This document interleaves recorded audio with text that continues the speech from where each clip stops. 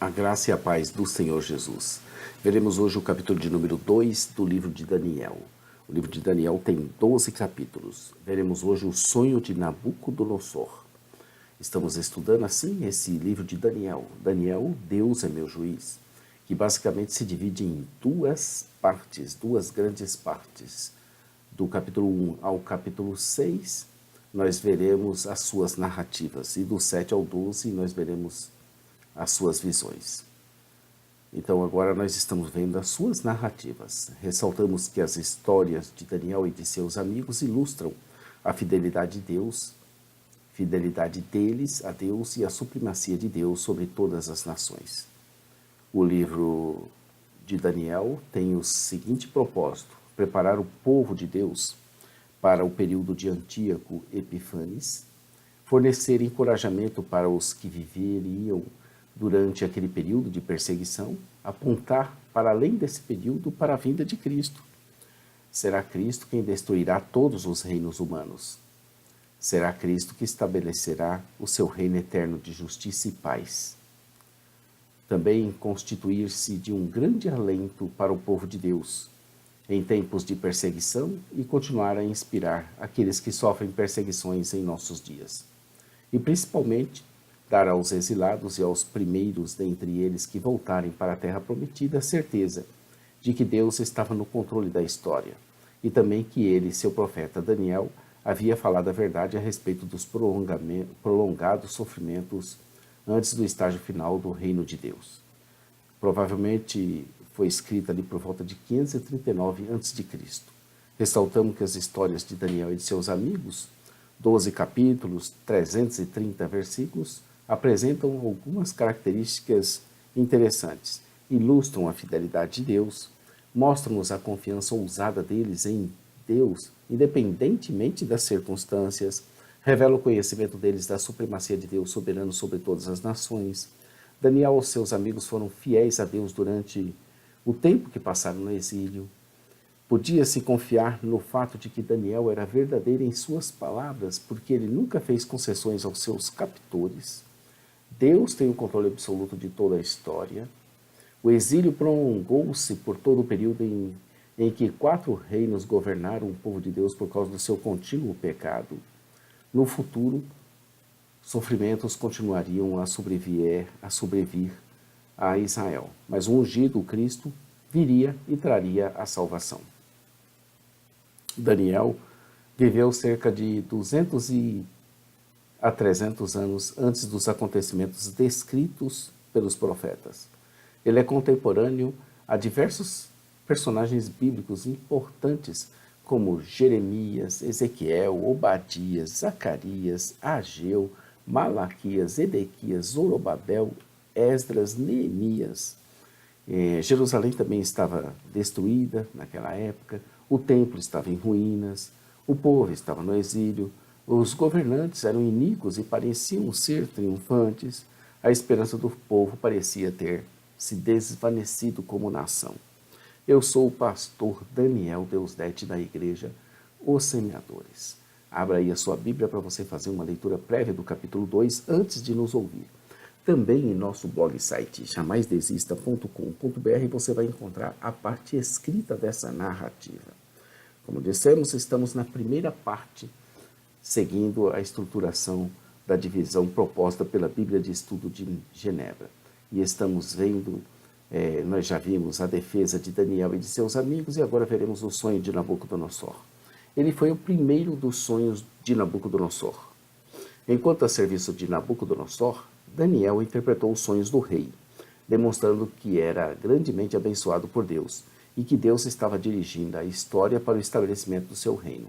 O fato se deu no 2º ano do reinado de Nabucodonosor, conforme o sistema de datação babilônico do ano da ascensão, quando ele teve uns sonhos e seu espírito muito se perturbou e o seu sono se foi embora.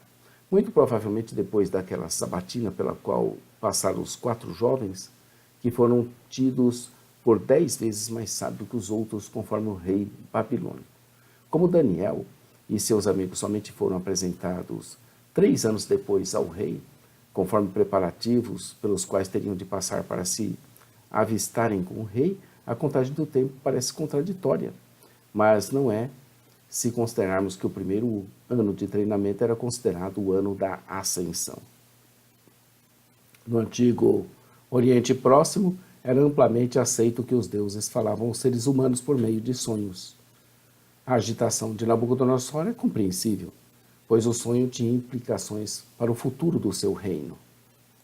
Quando uma pessoa não se conseguia se lembrar de um sonho que tivera, era crido que isso era sinal de que a divindade estava irada com ele.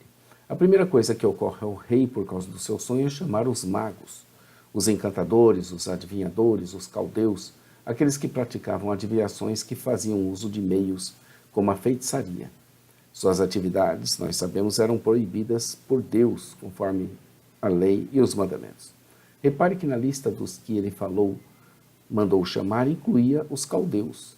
Não se trata aqui de uma designação para um grupo étnico, mas provavelmente de uma classe de adivinhos envolvidos com a astrologia. O rei então lhes disse que teve um sonho, e para saber o sonho estava perturbado o seu espírito. O rei queria saber o sonho e também a sua interpretação, por isso que não contava o sonho para eles. Curiosamente, desse ponto do texto até o final do capítulo 7, o texto está escrito em aramaico e não em hebraico. Outro trecho que também está escrito em aramaico é Esdras, do capítulo 4, verso 8, até o capítulo 6, verso 18. Não é clara a razão pela qual as duas línguas foram usadas, mas o aramaico pode ter sido usado para seções que continham profecias de maior interesse para os não-judeus. Nabucodonosor formulou um plano para testar seus conselheiros. Se eles não conseguissem relatar o sonho que tiveram, então ele não poderia confiar na interpretação deles.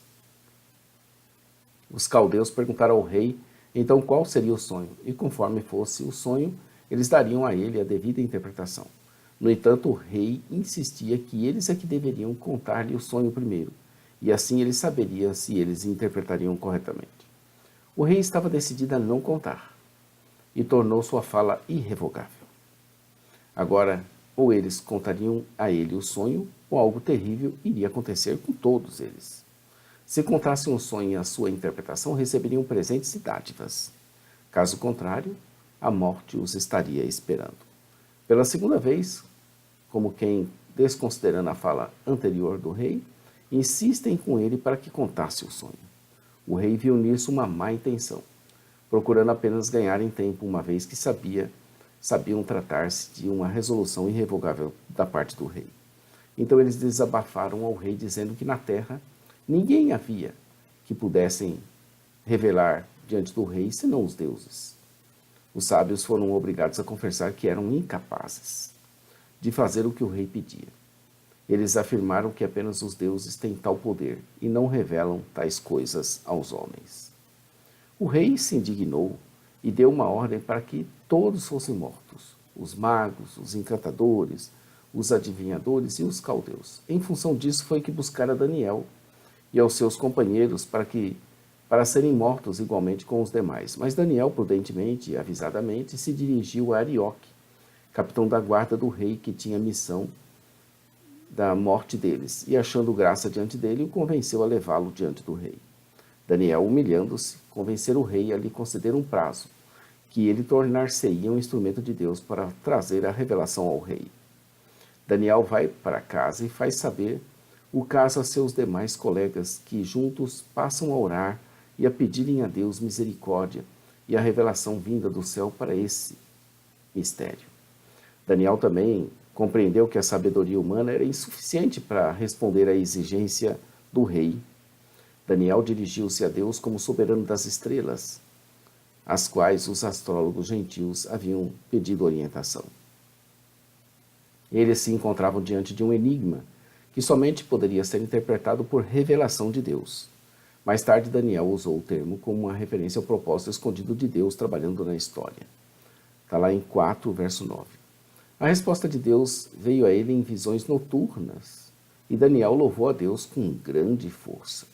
Daniel entendeu que do Senhor é a sabedoria e a força, e que ele muda tempos e estações, remove reis e estabelece os reis, dá sabedoria aos sábios e entendimento aos entendidos.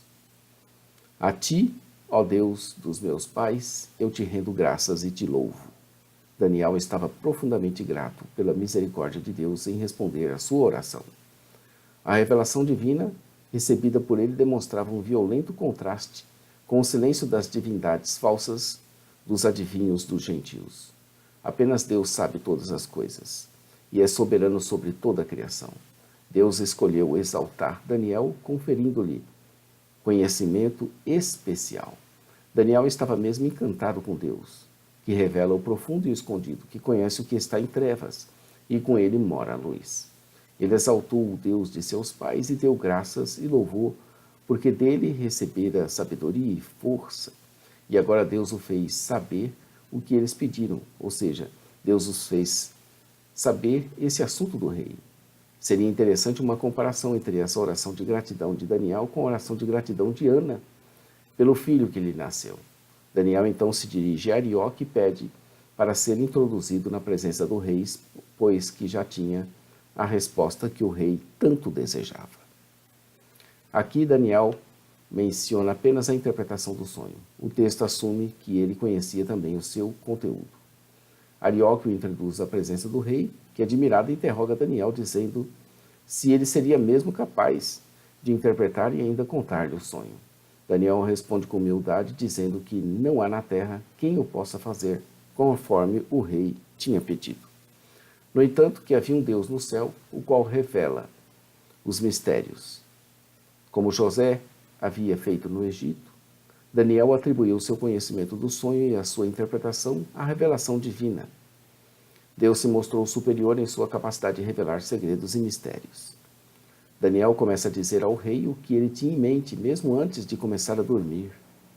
Aquele, pois, que revela os mistérios, fez saber ao rei, conforme os seus pensamentos, o que há de ser no futuro, literalmente, na parte posterior dos dias. Essa expressão pode significar no fim dos tempos, ou nos últimos dias, que seria o tempo da restauração depois do exílio. A frase também pode se referir simplesmente ao futuro em geral. A Septuaginta, a tradução grega do Antigo Testamento, a interpreta como nos últimos dias, embora seja difícil determinar a intenção de Daniel ao usá-la. Essa expressão grega aparece 5 vezes no Novo Testamento, 2 com referência ao período em que começou no Pentecoste, 3 em relação ao fim dos tempos que precede a segunda vinda de Cristo. Depois de ele dizer ao rei os seus pensamentos antes de dormir, ele fala de si mesmo, dizendo que a ele foi revelado o mistério, não por ser ele ter mais sabedoria que qualquer vidente, mas para que a interpretação se fizesse saber ao rei e para que entendesse os pensamentos do seu coração. Daniel em seguida passa a descrever o sonho de Nabucodonosor. Repare que a descrição dos reinos vai da cabeça aos pés e dos materiais mais preciosos para os mais inferiores. No entanto, apresenta um aumento geral em força. Indo da cabeça para os pés da imagem, há uma diminuição tanto no valor quanto no peso dos materiais, mas um aumento geral na força. A estátua tinha claramente um topo pesado e pés frágeis.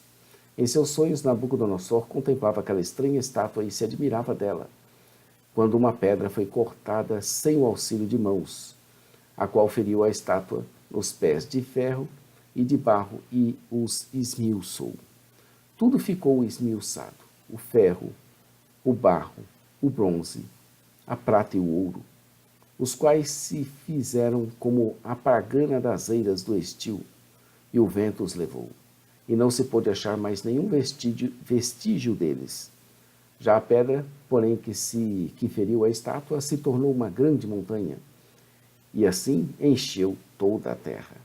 Ao contrário dos reinos representados pela estátua, essa pedra que foi cortada sem auxílio de mão seria formada pelo próprio Deus. No Antigo Testamento, a pedra é com frequência associada ao reinado. Aqui ela está ligada ao próprio reino. É possível que Daniel tivesse em mente o Messias, o grande filho de Davi, que estabeleceria o reino de Davi sobre toda a terra, incluindo as nações gentílicas, verso 35, após a restauração do exílio. Alguns intérpretes veem a mistura de ferro e barro nos pés da imagem como representativa de uma segunda fase do quarto reino, como distinta das pernas que eram feitas de ferro sólido. Ou seja, o reino dos homens representado pela estátua foi de tal forma destruído pela pedra, o reino de Deus, que desapareceu totalmente sem deixar qualquer vestígio. No seu lugar, uma montanha enorme que encheu toda a terra, ou seja, o reino de Deus, sim, ele vai prevalecer sobre tudo e sobre todos, levando a justiça e a verdade para todos os reinos. Os 4 reinos representam os reinos dos homens, a saber, os impérios babilônicos, medo-persa, grego e romano. O 4º reino seria constituído de um composto de povos que não se aglutinariam bem. Esforços para combinar elementos diversos do reino não seriam bem-sucedidos. Depois, no verso 44, Daniel fala que nos dias desses reis, ou seja, alguns intérpretes presumem que a expressão destes reis se refere aos sucessivos reis do 4º reino. Entretanto, aparece melhor compreendê-los como uma referência à sucessão dos governantes dos 4 reinos previamente mencionados nesse capítulo. Então, nesse tempo, Deus do céu suscitaria um reino que não seria jamais destruído. Como outros profetas, Daniel falou do reino que seria estabelecido após o exílio como um reino permanente. O Novo Testamento explica que o reino começou com a primeira vinda de Cristo e alcançará a consumação no retorno glorioso de Cristo. Então o rei Nabucodonosor, depois de presenciar tudo que viu e ouviu, não resistiu. Caiu com seu rosto em terra, verso 46, e se prostrou perante Daniel. Já pensou o rei se curvando diante de Daniel? Numa notável inversão de papéis, Daniel foi exaltado a uma posição de grande honra em virtude da intervenção do Senhor em seu favor. A reação de Nabucodonosor prognosticou a vinda do reino de Deus. Dirigindo-se a Daniel, o rei reconheceu que o seu Deus era mesmo o Deus dos deuses, o Senhor dos senhores. Também entendeu que o revelar os mistérios pertence a ele, que compartilha com aqueles que o buscam em verdade. Nabucodonosor declarou que o Deus de Israel era também supremo sobre todos os governantes humanos e seus reinos. Esse é o tema unificador de Daniel 1 até o 6, verso 28. Ato contínuo, o rei Nabucodonosor o exaltou em seu império, o destacando como um líder em seu governo. Daniel 2 começa dizendo: Ora, no 2º ano do reinado de Nabucodonosor, teve este um sonho, e o seu espírito se perturbou, e passou-lhe o sono. Esse é o verso de número 1 desse capítulo de número 2, bem extenso, que tem 49 versículos. O 49 diz: A pedido de Daniel, o rei constituiu superintendentes sobre os negócios da província da Babilônia, a Sadraque, Mesaque e Abdenego. Mas Daniel permaneceu na corte do rei. Conforme nos diz e nos orienta a Bíblia de Estudo de Genebra, o Império Babilônico era dividido em províncias. Daniel foi designado governador da província onde estava localizada a capital. Para relatos de ascensões semelhantes dos judeus ao poder político de terras estrangeiras, veja aí também Gênesis 41, 37 a 44, a vida de José, e Esther 8, de 1 a 2, que é a vida de Mordecai. Do mesmo modo, os amigos de Daniel foram exaltados como seus assistentes, versos 49. A aprovação divina de Daniel é outro tema dominante nessa porção do livro. Embora proeminente da Babilônia, ele nunca fez concessões no que dizia respeito à sua fé. Ele era um profeta confiável de Deus, no meio da terra estranha. Hein? Amanhã estaremos aqui com o 4º homem da fornalha. Quem é esse 4º homem? Amanhã veremos aqui em Daniel, capítulo 3, de 30 versículos. Inscreva-se em nosso canal. Conheça o Deus de Daniel. Acesse nosso blog site jamaisdesista.com.br para você ter acesso à parte escrita dessa narrativa. Semeadores.com.br é a nossa loja virtual. 8h30 temos Momento Missionário na nossa rádio.osemeadores.com.br. E às 15 horas, todo sábado, esse Momento Missionário é com o pastor Johnny Ramos, com Palavra de Vida. Todo sábado, às 15 horas. A todos um bom dia. Como dissemos sempre, Maranata, ora, ora, vem, Senhor Jesus. Deus abençoe sua vida, sua família e seu ministério. Em nome de Jesus. Amém.